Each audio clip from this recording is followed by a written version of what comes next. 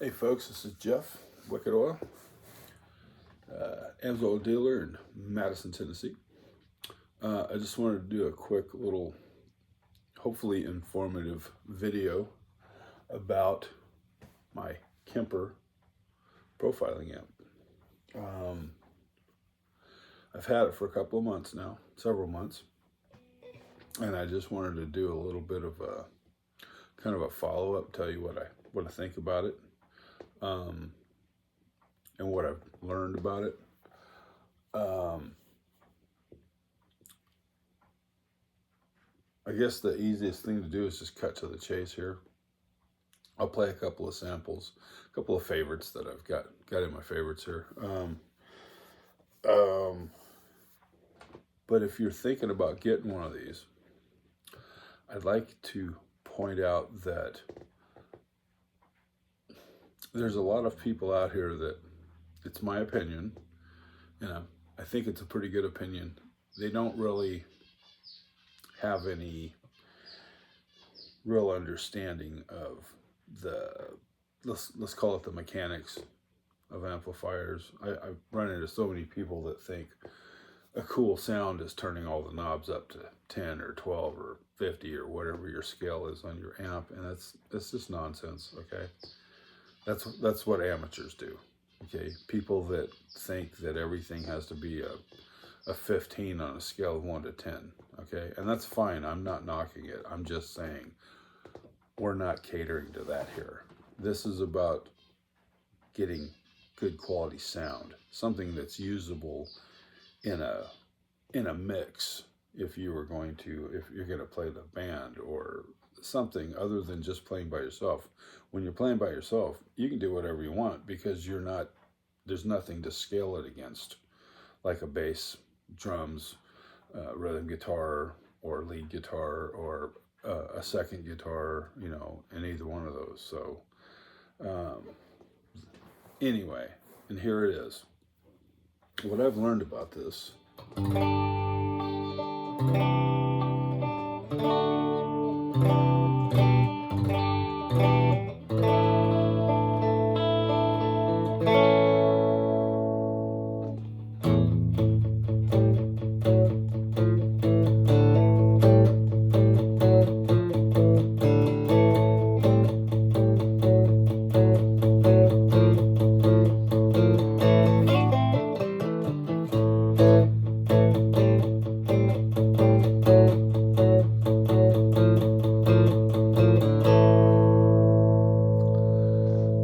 Now, I've got my Princeton sitting right next to this one, right into the Princeton.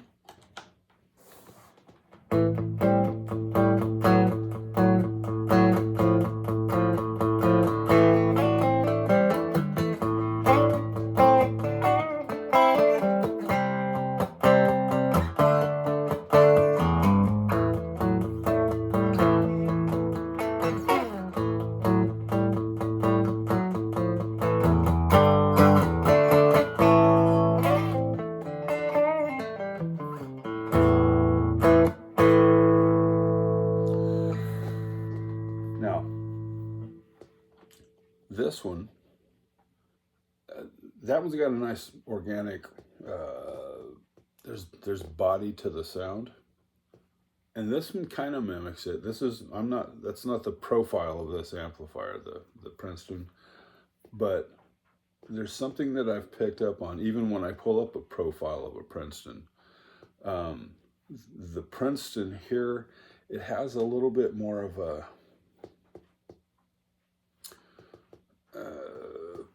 it's got a little more bass to it. It's got a little more, it's just, you can feel the presence of it. Now, I'm not in any way detracting from this because this fits in its own groove, so to speak. It's in its own lane. And it's got a very nice, there's so many nice things about this amp. But the one thing I would like to point out is that if you are one of these people that thinks that, the only way to get a good sound is to turn everything up on 10, well, this is probably one of the amps that will cater to you, because there's so many profiles in here that, in my opinion, they all just sound the same. It's just loud, fuzzy, you know, way overdriven nonsense, in my opinion. But I acknowledge there are people that like that, and that's fine. But the idea here is to give you an idea of what you're getting into if you get one of these. And let me tell you, there's a learning curve on this. Okay, you know, you get an amp like the Princeton.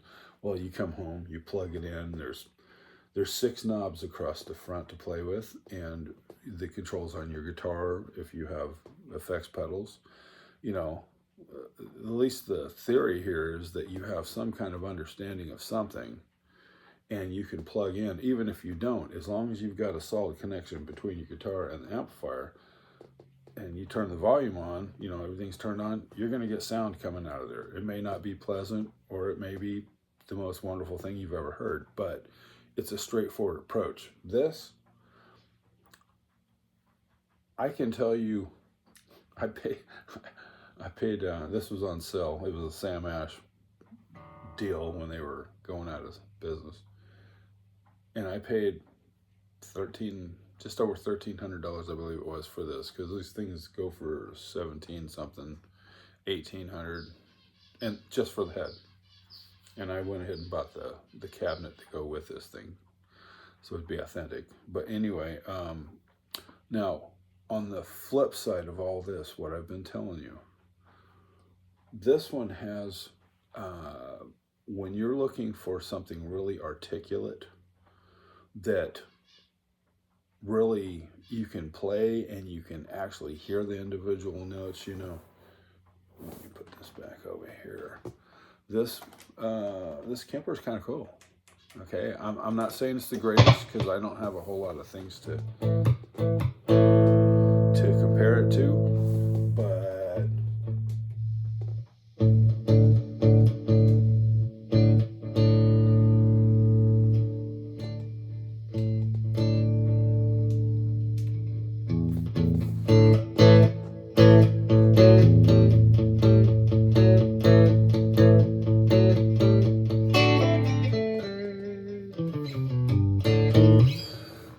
that's an AC30, TV something, 1964.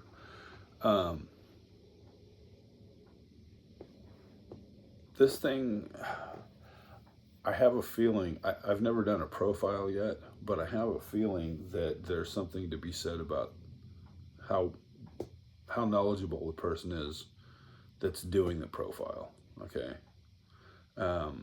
Because I've heard a few profiles of AC30s, which I really like, AC anything really, that I didn't think they were all that great. And then there's other ones that are just like, wow, they really captured what I'm pretty sure that amp sounds like, you know, based upon other things I've heard. So this thing can get downright raunchy if that's what you want. But what's interesting about it is, with this, the Princeton or my other amps, I have some very nice amplifiers. My AC15 C1, great amp, okay?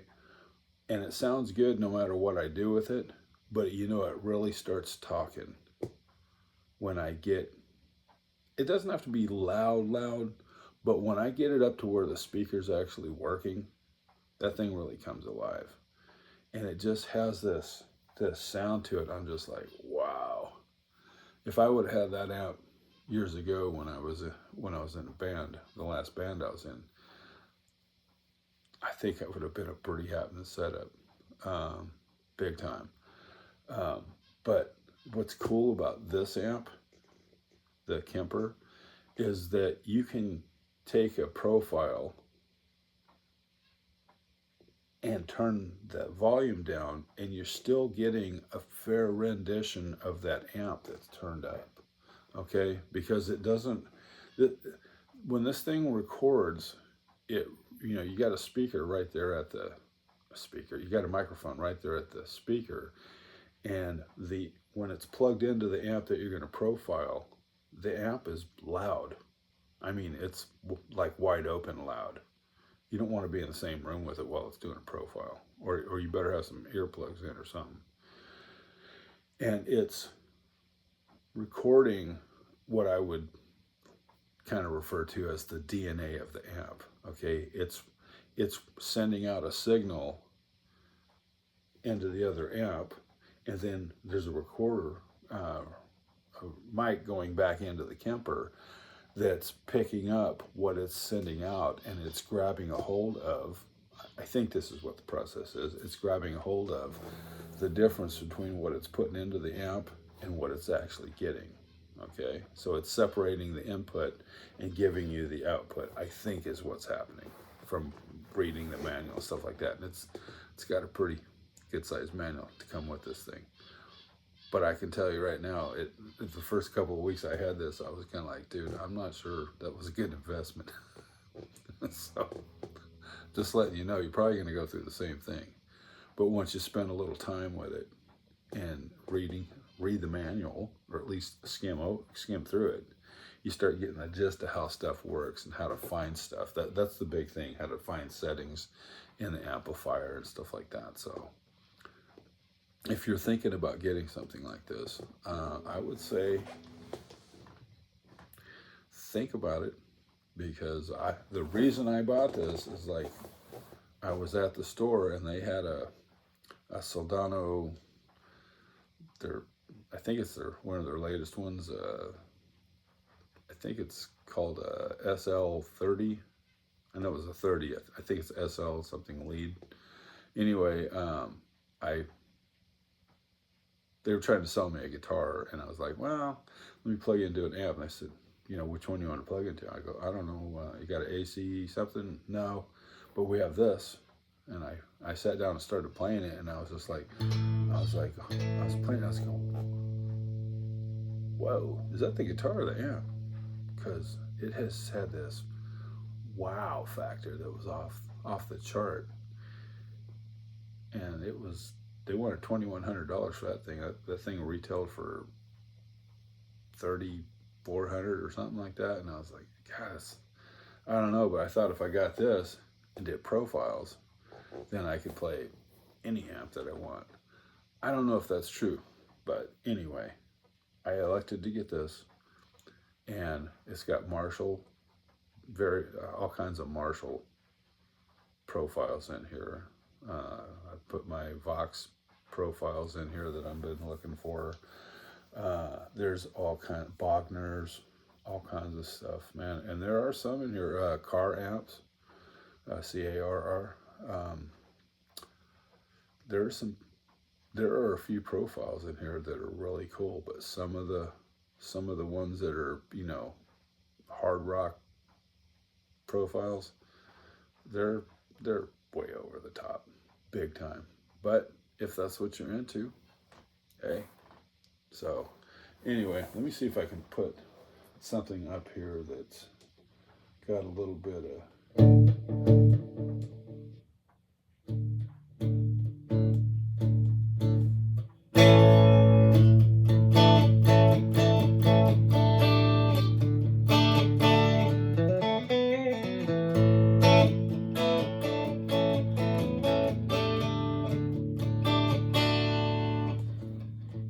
one of the AC. It's a normal channel. Okay, let's go. Here's a high watt crunchy.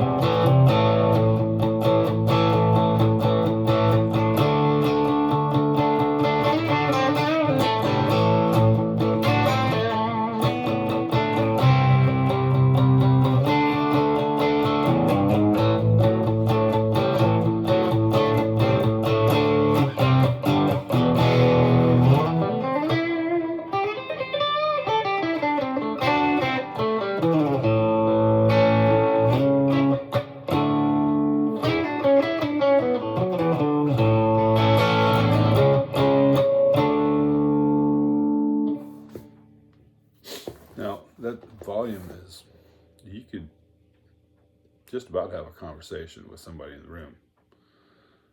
And it still has some crunch to it. Now, I turned the volume down on this so I could turn the volume up all the way on this. So.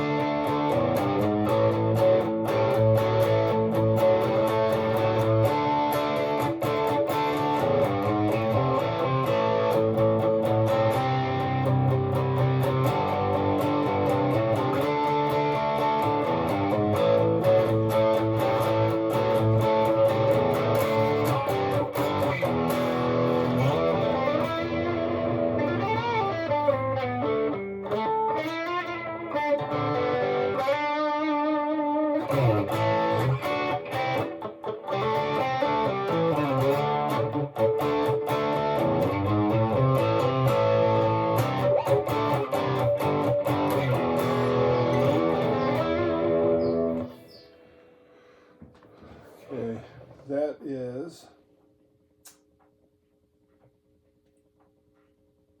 I can't even tell. Everything's in code on here. People use abbreviations for their mixes.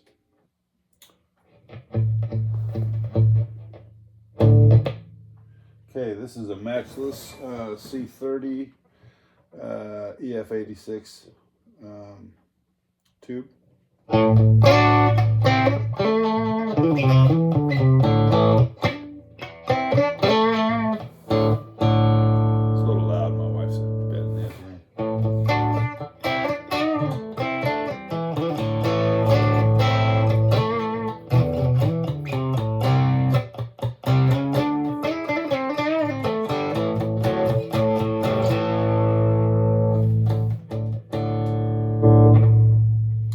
This is a car Rambler.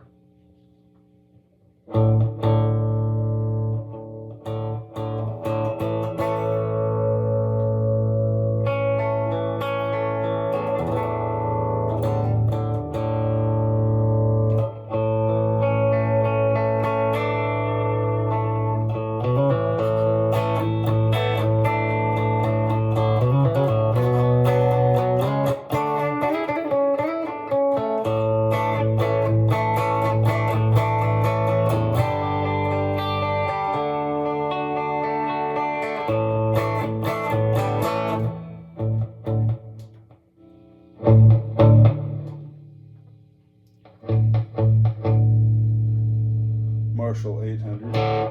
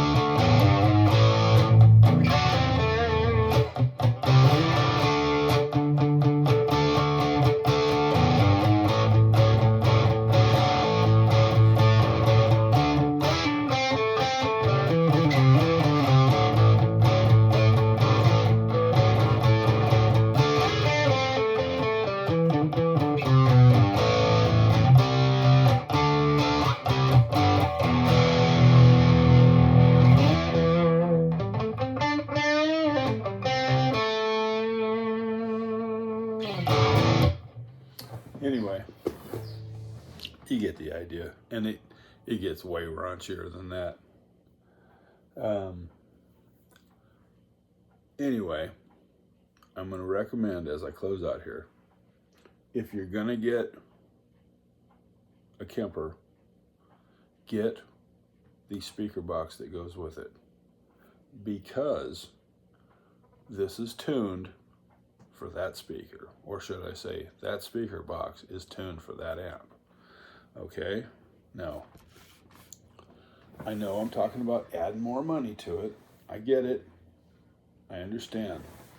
Now, if you go on their website, they periodically have factory seconds, probably returns, or whatever's going on. And I bought that 112 Kemper box with the speaker, and it's a Celestion speaker. I can't remember which one it's called, but anyway, it's a neutral speaker made for this kind of amp. Anyway, $430 delivered for the speaker box. So they're usually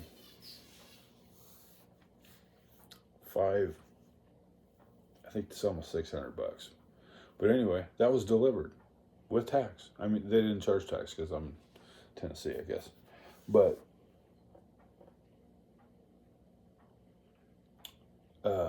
there's a setting. There are settings in there for what kind of speaker cabinet you're using. And I have several speaker cabinets. I tried different stuff, and I'm a believer in this because it really captures what's going on. So with that said, I know this is, sorry, I didn't mean to go this long on the video, but if you want one of these and you've got the money to do it, I mean, you can buy them. I think Sweetwater sells them. I know Guitar Center does, and you can get financing. You can do it that way. But anyway, don't mess around. If you're gonna do it, get the speaker too, because you want to be happy with your investment. Okay. So with that said, please visit us on the web at wickedoil.com for the absolute best oil that you're going to find in the consumer market. Okay. So make your car last longer, your motorcycle. Help put it in your lawnmower. Yeah, I'm telling you right now, you put it in your lawnmower, go start mowing the yard, drain the oil out, put Amsoil in there, and then go back and mow in the lawn. You're going to be like, whoa, I got a new mower. Well, maybe not a new one, but you're gonna notice that it's got more oomph to it because it cuts the friction down that much. Okay. The first time I tried this stuff was on a lawnmower that was just overheating way bad in the middle of summer, and I drained that oil out and I put Amsoil in there, and all of a sudden, man, it quit overheating, and it was just gobbling up the grass. I was like, whoa, there's something to this stuff. Wow. That was 15 years ago. I've been an Amsoil dealer all that time. So, yeah. Do it. It's good. I run it in everything. Okay? Everything. If it takes oil and I own it, it has Amsoil in it. Okay? Seriously. One product I've found that actually delivers Amsoil. Okay? Go to my website, wickedoil.com. Appreciate it. Have a great weekend. Bye.